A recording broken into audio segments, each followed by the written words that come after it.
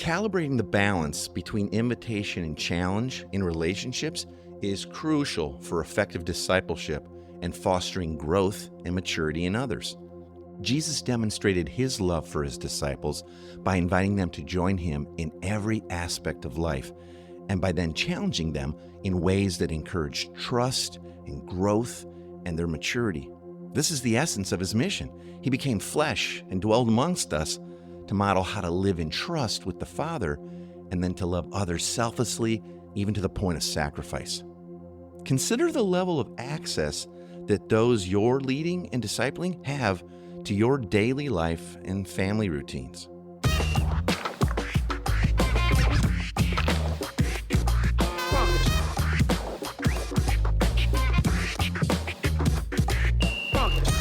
Welcome to the Everyday Disciple podcast, where you'll learn how to live with greater intentionality and an integrated faith that naturally fits into every area of life. In other words, discipleship as a lifestyle. This is the stuff your parents, pastors, and seminary professors probably forgot to tell you. And now, here's your host, Caesar Kalinowski. Hey, good to be back with you. How's it going? Hope you're having a great day. I'll tell you what, yesterday we had a blast here in Team K land.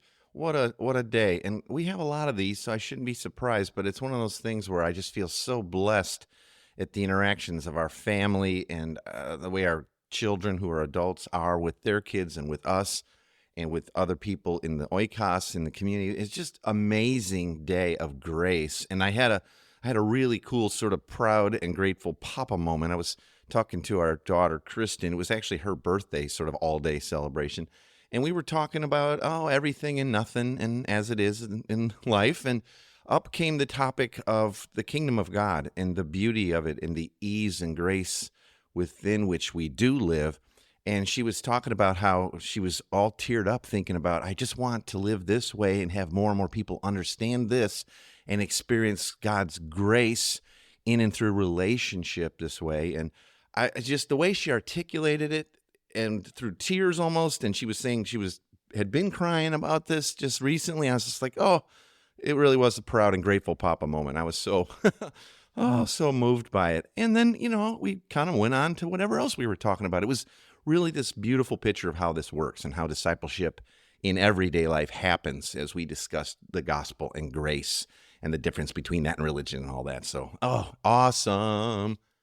Hey, next month, I'll be starting to help 20 people or couples. Either way, if you're married, then couples. If you're not, still you. We're going to be helping 20 people experience greater spiritual freedom as they learn to live a lifestyle of discipleship that naturally fits the rhythms of their lives and their family.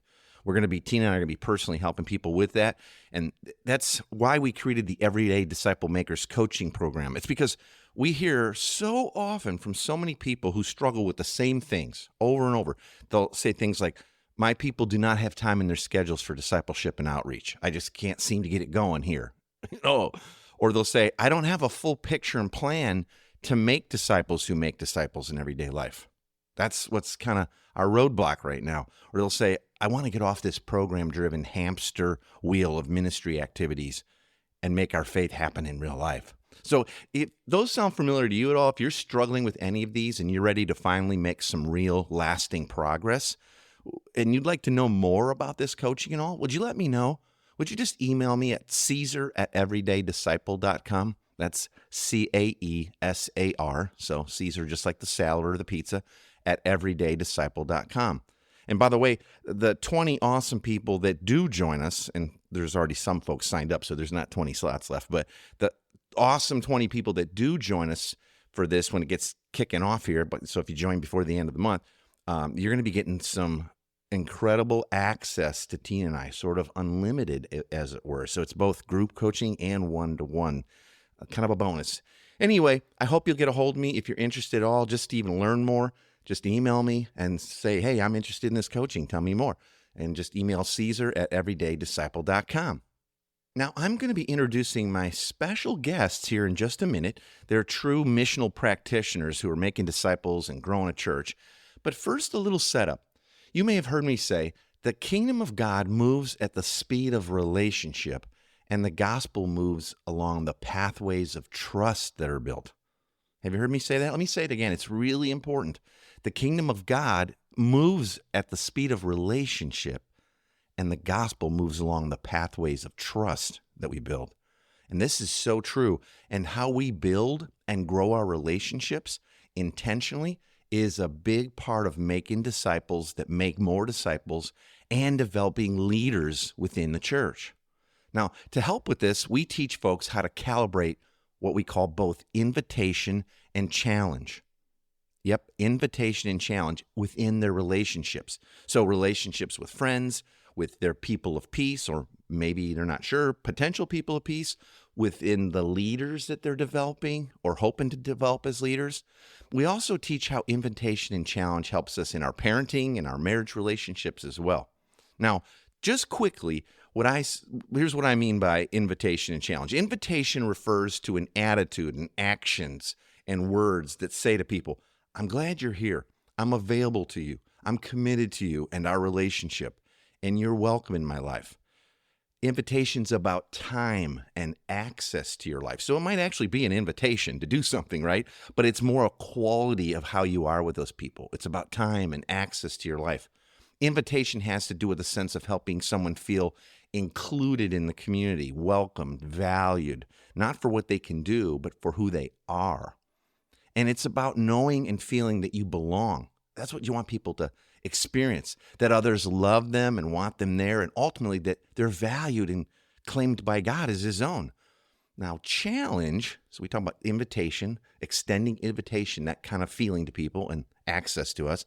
Challenge refers to an attitude that says, I want you to grow. I'm committed to your growth and maturity, and I'm willing to hold you accountable to see this happen and for you to be all that God wants you to be and intends for your life.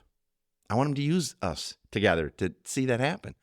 So whenever we're investing time and energy into discipling someone or developing them as leaders, or even within parenting of your own kids, or all relationship, there's this strong dynamic that we learn from Jesus where he perfectly calibrated invitation to his life with a challenge to grow, to participate, to be more like him, to take that next relational step of trust with him. This concept of invitation and challenge is one that it's surprisingly simple to understand and amazingly powerful when we master it. We use a visual tool to help teach this. If you can imagine, it has 4 quadrants that show what happens and what the experience is like in different environments, either too much invitation or too little challenge or all of one, none of the other or whatever.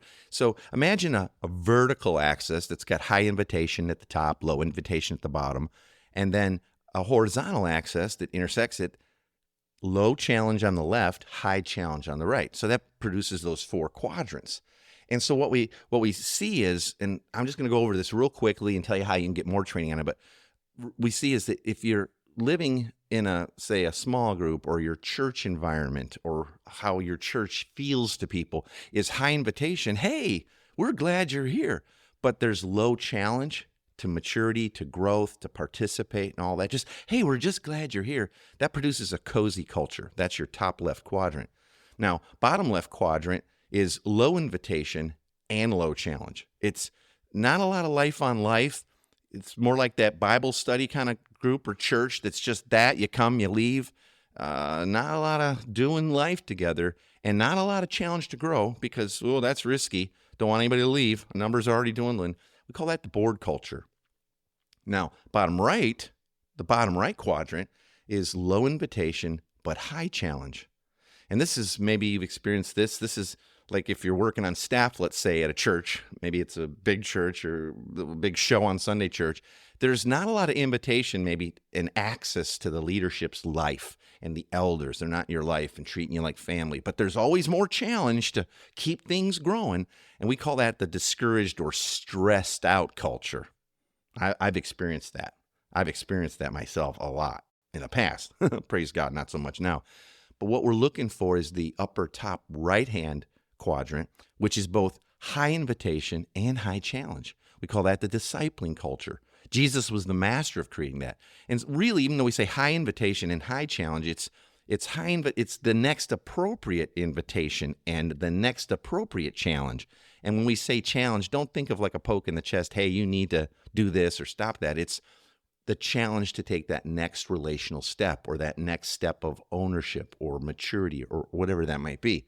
So hopefully you kind of understand what I mean by invitation and challenge. I go super deep into all of this and really teach it in episode number 237. You can look it up on the interwebs. It's called Invitation and Challenge, Moving Disciples Toward Maturity. And you can get a copy of this invitation and challenge matrix tool that I'm describing here for you. In fact, I'm looking at it right now. That's part of the download this week as part of the big three. So if you go ahead and get the big three later when I take you through it, it'll also come with the invitation and challenge matrix. Well, now you're going to meet a couple of really good friends of mine, Tim and Anna Brower. And we've known them for years now through our coaching and become very close friends, though. And they are master disciple makers now. It's crazy to see the rhythms of their life and the ease with which they, as a couple and with their kids, make disciples and lead their church. And I've been there a couple times to be with them, to witness this, to be a part of it, to do some other training and equipping, and just be a part of the family. And it's amazing. And they're now passing on what they've been learning in coaching to folks in their church and are starting to coach their own leaders in these very same things. Their church is a missional community-based church, meaning there's a bunch of different missional communities that then gather up when they come together on Sundays, and they're growing these communities and multiplying while also growing as a gathered church on Sundays. It's a beautiful picture of how this all fits together. And like I said, I've been there with them, and they're doing such a good job. You're going to hear in this interview coming up their genuine love for people and for making disciples together as a couple and as a family. And you'll hear how they've been using and applying invitation and challenge in their lives and ministry in all kinds of different ways. Take a listen to our conversation, and then I'll be back to wrap things up. Tell us just a little bit about yourself, how long you've been married, how long has the church been around, what's it like? Just kind of give us some context so the folks kind of get a little bit of understanding of who you are. And then when we start talking about invitation and challenge, they'll go, okay, there's the context. I get that. All right. And so we're married for almost 19 years and have 4 kids, 13 and under, 3 girls and a boy. We planted a church about almost 7 years ago now. And we have been doing missional communities the whole time, not always in the best way. Growing and really have seen a lot of change in our neighborhood over the past few years. A lot of people coming in, people of peace, just great relationships built there. I have taken some people through the story of God, and yeah, God's working in some great ways. It's awesome. And you're in, did you say you're in North Carolina? Yeah, Statesville, North Carolina. Yep. Beautiful town. What a cool, and you see a town where you go like, this was glorious and it's glorious, but I bet there was a dip in the 70s or 80s downtown there, right? Yeah. I think there probably was. Because it's great. I mean, Tina and I talk about it all the time. Like, we didn't have the grandbabies here, I think we'd be living in Statesville. We had such fun there. And it's you guys have such a good community there and family. Tell us a little bit about the kids, your ages, what's that like? And Anna, you're working as well outside the home. You're helping obviously lead and make disciples, but you're also working outside the home, as is Tim. He's a pastor. I always like to joke that he only works like an hour and a half a week. So, the rest of the time. Yeah. So I actually work part time, 20 hours a week at the local hospital, and I'm a nurse anesthetist. Our oldest is 13 years old. She is in the 8th grade. We have a 10-year-old in the 5th grade, and we have a 6-year-old in the 1st grade, and a 2-year-old, almost 3-year-old next month. So it's a busy group, and we homeschool. So on the days that I work, Tim jumps in there and homeschools the kids, and then I'm doing that when I'm not working. So Awesome. Yeah. And even though I know everybody watching Tim right now is thinking, man, that Tim's got a strong beard game. Actually, in his family, he looks like a middle schooler because That's right. his dad and brothers have beards, like, from what I've seen of the pictures. I don't. So you're keeping yours a little more tame, so you can get your shirt buttoned and stuff. I want to be able to That's kiss my right. wife. that's right. That too. That's a good thing, right? Yeah, we've talked about it before. Tina's not a big fan of the stash, but yeah. Anyway, so today, as we talk about invitation and challenge, I've shared with folks that, boy, I wish I had learned about invitation and challenge a whole lot sooner than I had, both in, running businesses and dealing with staff at church. I was at a very large church, so I had hundreds of volunteers, working, with us in the departments that I was helping to lead. And so did Tina. And then of course we've raised some kids, right? And so I'm just amazed at how practical that really does turn out to be when we start to use invitation and challenge when it comes to creating a culture in our church, or moving people from people of peace towards discipleship, or even challenging leaders and all that. When you guys first heard about it, can you remember, like, what were some of the things that first dropped on your head and heart about invitation and challenge and calibrating those two? Yeah, I think part of it was, man, I wish the same thing. I wish we would have done this sooner. Part of it uh, was, yes, we've invited a lot of people in, but there's not been a lot of challenge as far as, next with them.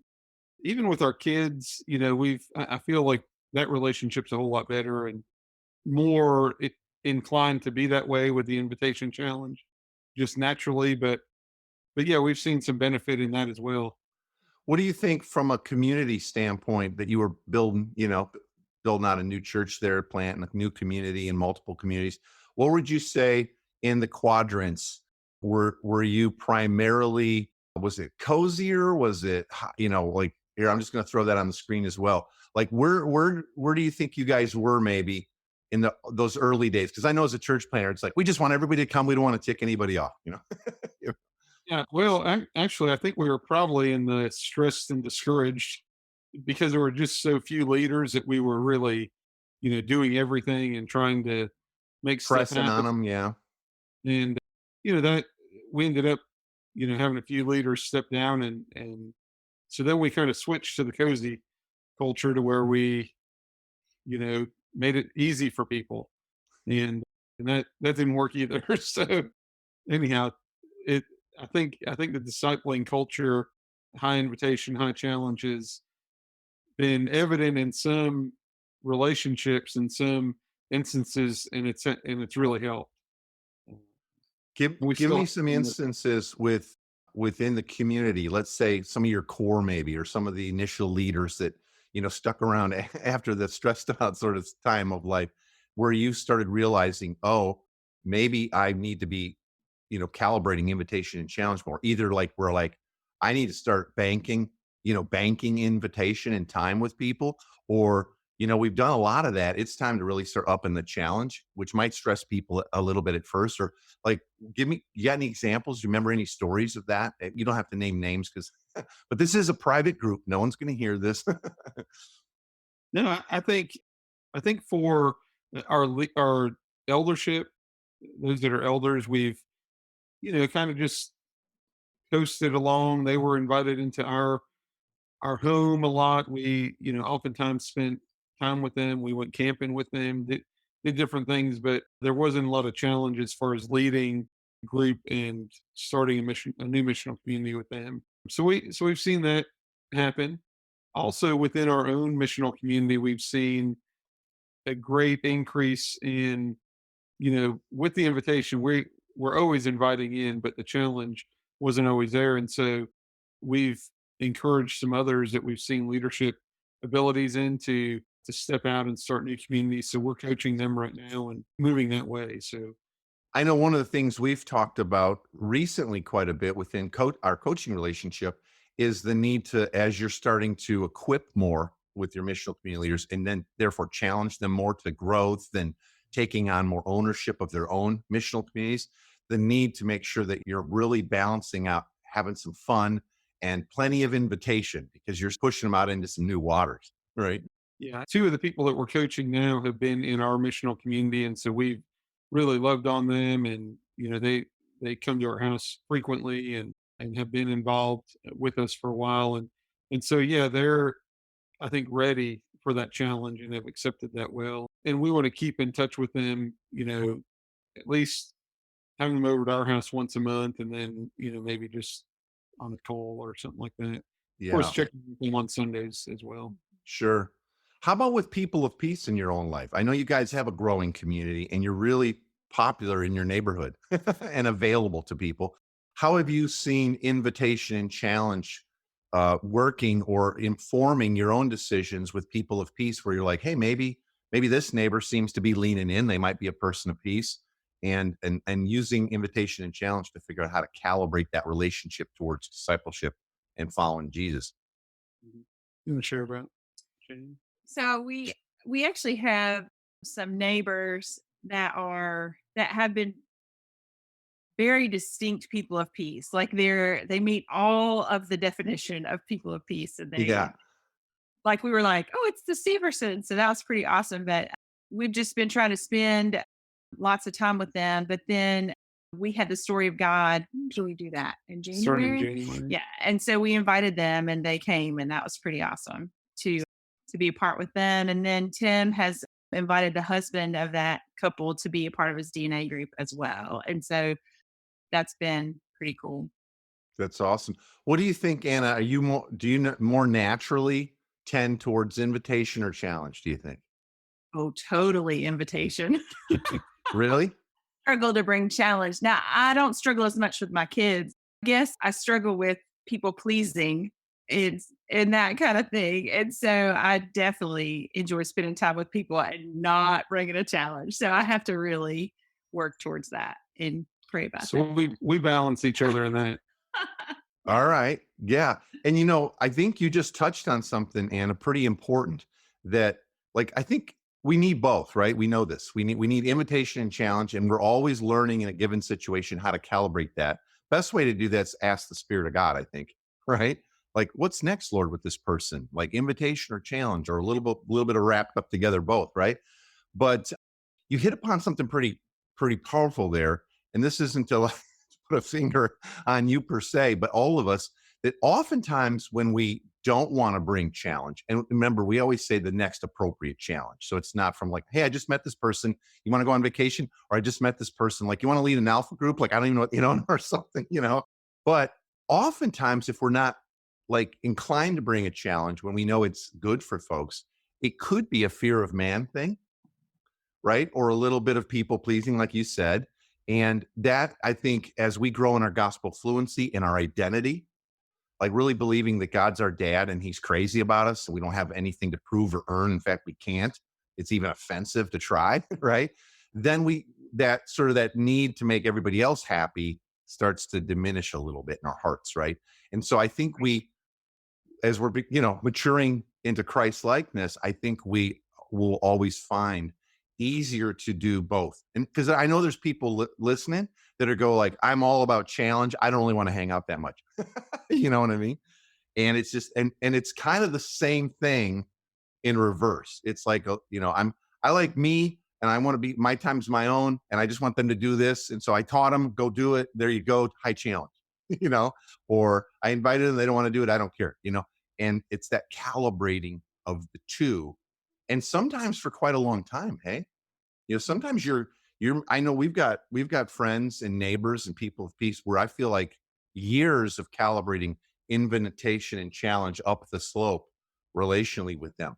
And sometimes you feel like, oh, I think this is a person of peace. But as you start to calibrate that, they never receive challenge. Even when it's like soft challenge, like, hey, let's go do this. Oh, yeah, we're going to be a little busy for that. And it's like month after invitation. And you're just trying to wrap a little challenge in the invitation. Like instead of meeting like with a neighborhood, let's meet, ourselves, or let's go to dinner as couples. And it's never received. That's hard because you feel like, am I not banking invitation in a way that it's received as such? Or is maybe this isn't a person of peace right now, you know? And that gets a bit tricky. Hey, any thoughts on that? How, when you think you're doing that, but then maybe you're not getting the response you still hope. They're not receiving that challenge. Well, so we had an instance with a missional community group just recently that we were trying to help them, and there was just the challenge was put out there. They were going to start a new group, and just not they hadn't fully embraced it, and so we were questioning, did we bank enough invitation into them? Yeah. We're pushing them out in challenge, and so we just had to think about that, pray through that, assess the relationship there, but also with our neighborhood. For years we've been doing open tables, and maybe three, at least 3 years, maybe four. And, some of those relationships, they're very willing to come and participate. They receive the invitation, but the next step, is not there. And so it just takes time and Yeah. patience. Yeah. I'm thankful that God's patient with me so I can be patient with him. No kidding, right? No kidding. I think too, in our sort of shake and bake microwave world, we assume everything is going to be really, really fast. Mhm. And yet then we look at Jesus, and he was God, and he got pretty much 24/7 with his disciples, and it still was 3 years. And then at his ascension, it said the 11 there that were still alive were watching as he's like ascending. They've seen him raised from the dead and all, like touched my, all right. And some, it says, still did not believe, which means some of those disciples that we never hear about again probably didn't receive the challenge of go and make more disciples. And they're like, back to fishing or whatever it was, right? We don't know. But I think that's a fair assumption because we don't have them all like showing up in the epistles or the book of Acts, right? And so that gives me hope in a sense of like, hey, small is big, slow is fast. Let's keep doing that. But then as people emerge clearly as people of peace, they're receiving that challenge as you toggle invitation and challenge. I just, I want to underscore those are the people we have to give our best time to and our best focus to and our emotional energy and all that. Let's talk a little bit about invitation and challenges, how it connects to your parenting. How's that affected you with your kids, or even how you think about trying to help them mature and grow, especially when it comes to areas where you're like, man, I am just beating my head against the wall with this one, or this area. What are some of your experiences with that? I I think it's best seen in our oldest kids just because they're, becoming more independent. They're not coming to us for all the answers, and all that. And so like our 13-year-old daughter loves a coffee drink. And so we know if we want to talk to her and get to her heart, let's go and get a coffee drink and spend some time with you at the coffee shop, and then we can build that invitation up to where we can come and challenge her as well in that. And it's pretty sweet. It's almost like the five love languages, seeing that in them. Our second oldest daughter, who is 10, um, she loves time with us, and she loves to cuddle and you know all that. And so I think just giving her that time is banking invitation into her life, and then we can have that opportunity to challenge her and with things. Great. I was going to say about our oldest too. We, like everyone with a 13-year-old, deal with attitude issues. Um, No, not those Brower kids. Come and on. they're perfect children. No, Perfect little Christian kids, pastors' kids. but I have noticed when I bank invitation with Lydia, those attitudes don't rear up the same way. When I say I'm on your side, I'm on your team, and I show it to her through invitation, she responds differently to me, and I Sure. appreciate that. It's amazing. It's God's grace in that whole relationship. Yeah. So I just want to encourage anybody with kids right now listening, wherever you see those blockages, there's a good chance you're way heavy on the challenge side. And there might be good reason for it. But if you want to love those kids well and you want to see movement or breakthrough and you like to see more relational peace, try banking some invitation without bringing up the challenge a few Mhm. times or for maybe a few weeks or something. You know what I mean? I can remember this like when my youngest was a teenager. And of course, she's now the last sort of one under our thumb. You know what I mean? Because like her sibs are either gone or like living how they want, more so. And she felt so restricted, and it seemed like everything, like anything, was too much for her. It's like I can't. You guys are ruining my life, And it just was like, really, like we just want you to pick that up, move it to there. Like that's too, or whatever it was. And but all that changed drastically when it started banking invitation and just Mhm. building that trust back up. Like, I mean, it wasn't like she distrusted in that sense, but like you said, being on the same team. And we're big on Team K, right? We're big on being a team. But I think what all often happens, especially within family life, is we kind of the kids, at least from their perspective, the only time I hear from you is when you're upset, or you're trying to get me to do something or fix something or stop doing something, right? Mm.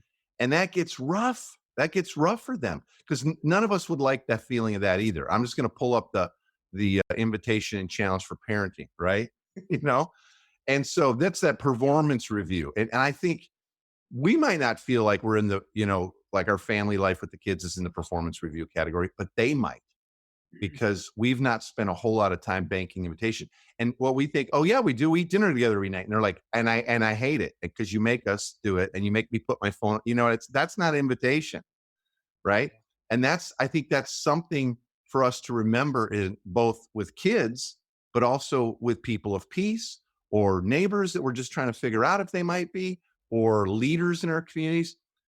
Just because we think we're banking invitation doesn't necessarily mean they're receiving it as invitation. Mhm. And I don't have like every situation would be different. So I can't say, here's how you know for sure.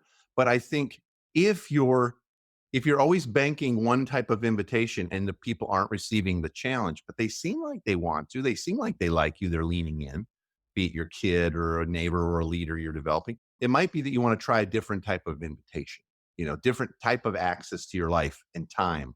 Or maybe it's the invitation's been in a group and you need some one-on-one time, or maybe some fishing, or maybe it's like, hey, like, I'm taking her and we're going to Costco together, and we're just going to talk through all the stuff that I buy and why and how I save money. And I'm so thankful for that. And that's banking the right, you know what I mean? Or who knows? We just don't know. And so sometimes we've got to move the type of invitation around.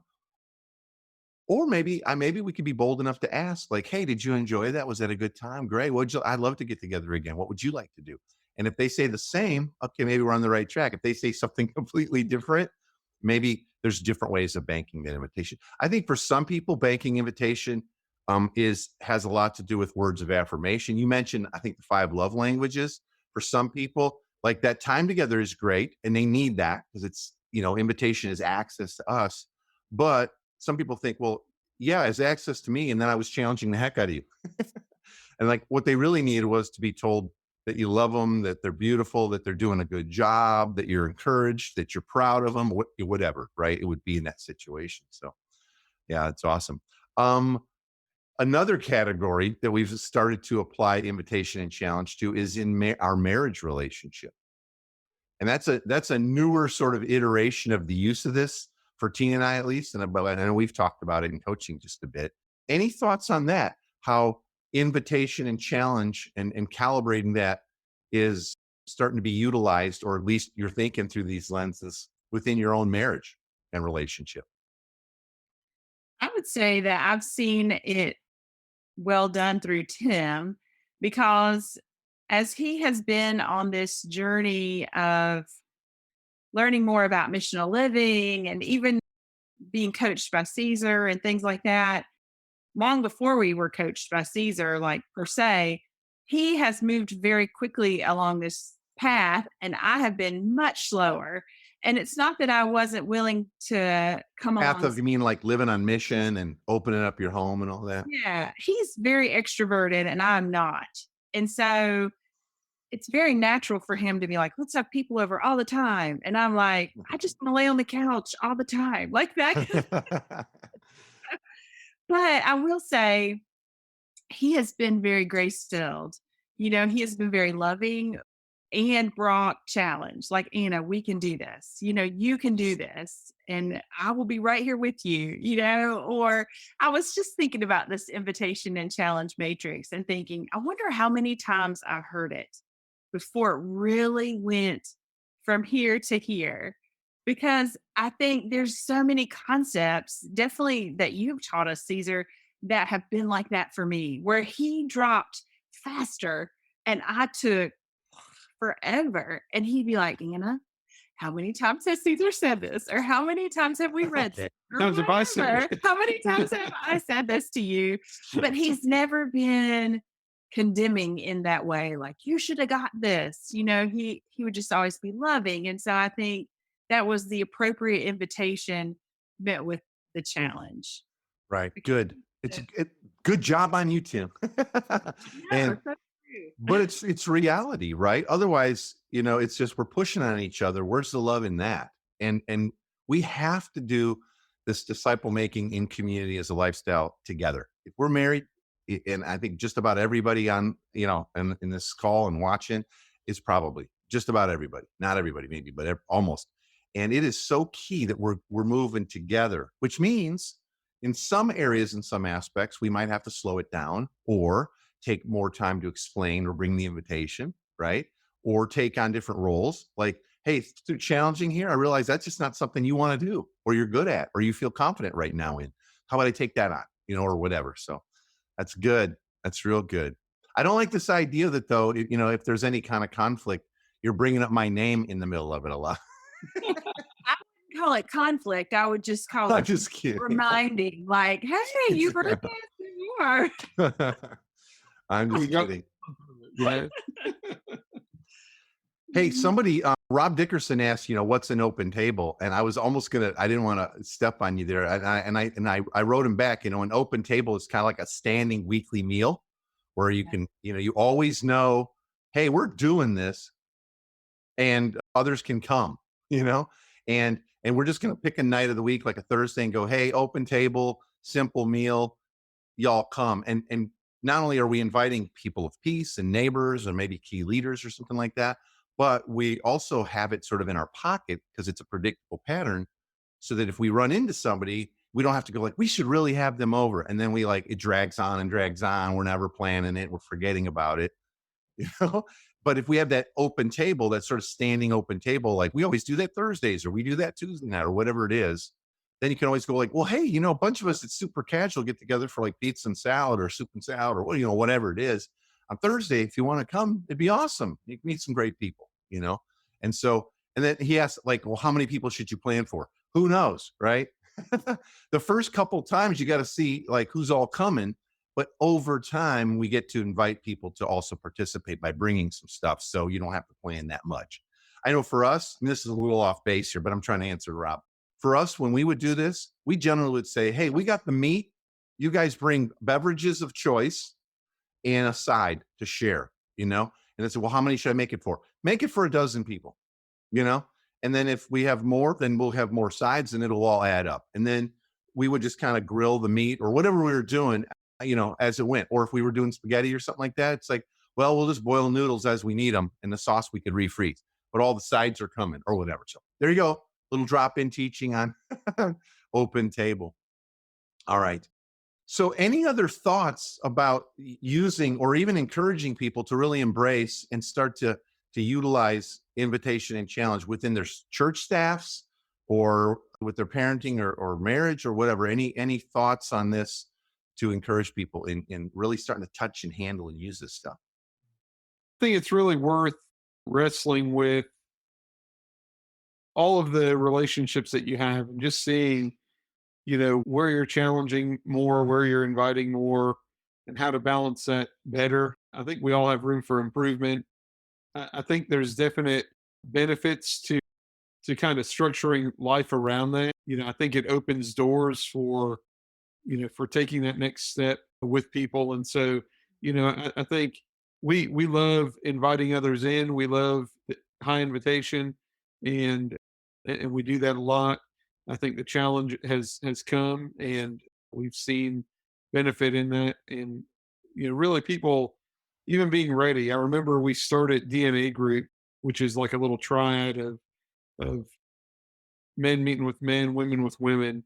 And when we first started them, we had just a few leaders that were doing it, maybe 3 ladies and 3 men.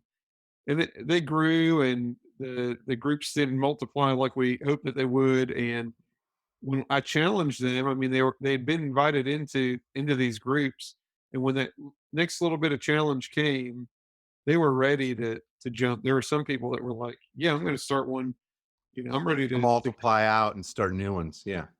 So things like that. I think it's really good to calibrate through that. I think too, what I really love about kind of thinking through that framework in our lives in ministry stuff is I never feel stuck anymore because it's like, is it invitation or challenge or is it a little both, right? And I can pray about that and ask the Spirit to guide that. But it used to, I think I tended definitely to be more on the challenge side. So it's like, well, they're not doing it. So I guess I'll go in there and challenge them some more. Yeah. And I was like, even, like, oh, I don't want to do that. And they're like, I don't want to hear it. You know what I mean? And so now I never have to kind of wonder as much. It's like, hey, I thought we were there. They're not receiving that, or they really bristled. Maybe it's a heart issue or whatever, but let me, even to get after it, let me go ahead and just bank some invitations, spend some time, build some trust. And I just don't feel stuck anymore. Like, well, my only option is to just, I guess, raise my voice a little higher or be a little more emphatic or, or something. And so I feel like now we've always got good options and they don't all look the same. Right. And so it's good. I'm grateful for that. I'm grateful for that tool as well. Hey, Tim and Anna, thanks again for doing this. I love you guys. You know that we're family together. And thank you so much for the time today. You're on the East Coast. You're bumping up towards getting ready to start making some dinner. And I got to have some lunch here. So thanks again for being on. I hope you enjoyed that talk with Tim and Anna. And you can see how they're calibrating all this in their own life and ministry in all kinds of ways. And I hope it encourages you to start thinking through these lenses of invitation and challenge, both in ministry with the teams you lead or with people in your life or in your department, maybe if you're leading a church or however that fits. You can probably see right away all the areas of your life that this is going to help in. People of peace, neighbors, even with your kids and all that. And we've loved being in coaching with Tim and Anna over the past 2+ years now. They've really applied what they've learned and grown with and from it, and then also started passing it on. I love that. And their disciple making and their gospel fluency now is just through the roof. Oh, I love that. Hey, remember I told you earlier about the Everyday Disciple Makers coaching program that starts up next month? I'm going to be helping 20 people. Tina and I will be helping 20 couples or people experience greater spiritual freedom, just like what we were talking about today, and as they learn to live a discipleship lifestyle that fits the rhythms of their own life. And then hopefully, like Tim and Anna, teach that to others. If you're interested in learning more about that, want to know how the coaching works and maybe get set up for that and be one of the 20 people that gets kind of unlimited access to us, group and one-to-one, just email me. Say, hey, I'm interested in learning more about this coaching, but do it right away, okay? Email me at Caesar@everydaydisciple.com. That's Caesar. I always spell it because everybody wants to flip those A's and E's around. Now, as always, I want to leave you with the big 3 takeaways from today's topic. And you can get a printable PDF of this week's Big 3 as a free download, along with that invitation and challenge matrix tool. Just go to everydaydisciple.com/big3. Now, here are the big 3 for this week. Number 1, calibrating the balance between invitation and challenge in relationships is crucial for effective discipleship and fostering growth and maturity in others. You really can't do it without that. By depositing invitation in people's lives, we build up a reserve that can later be spent as challenges for them to take next steps in their growth. If someone's not responding positively to the challenges that you're presenting them, it may be an indication that you need to increase the level or frequency of invitation between you and them. Or maybe the challenge is too great for the current level of trust you have with them. Think through that. That's changed my leadership. Number 2, Jesus demonstrated his love for his disciples by inviting them to join him in every aspect of life, and by then challenging them in ways that encourage trust and growth and their maturity. This is the essence of his mission. He became flesh and dwelled amongst us to model how to live in trust with the Father and then to love others selflessly, even to the point of sacrifice. Consider the level of access that those you're leading and discipling have to your daily life and family routines. And number 3, start by making a list of people in your life that you're leading or discipling. And this may include people in your own family. And ask God to show you what the next appropriate invitation and level of challenge is for each person as you seek to teach them and train and disciple them to maturity. What is the next appropriate level of invitation and challenge with your spouse or your kids or those you lead at work and people of peace in your life? I want to encourage you, get started right away. And remember, if you download the Big Three this week, I'm going to give you that invitation challenge matrix for free as well. Just go to everydaydisciple.com/big3, BIG, the number 3. Okay, that's it for today. Hope you'll join me next week. We're going to continue to learn how the gospel speaks into all of normal life and is foundational to making discipleship and mission a lifestyle instead of a program of the church. I'll talk to you soon. Thanks for joining us today. For more information on this show and to get loads of free discipleship resources, visit everydaydisciple.com. And remember, you really can live with the spiritual freedom and relational peace that Jesus promised every day.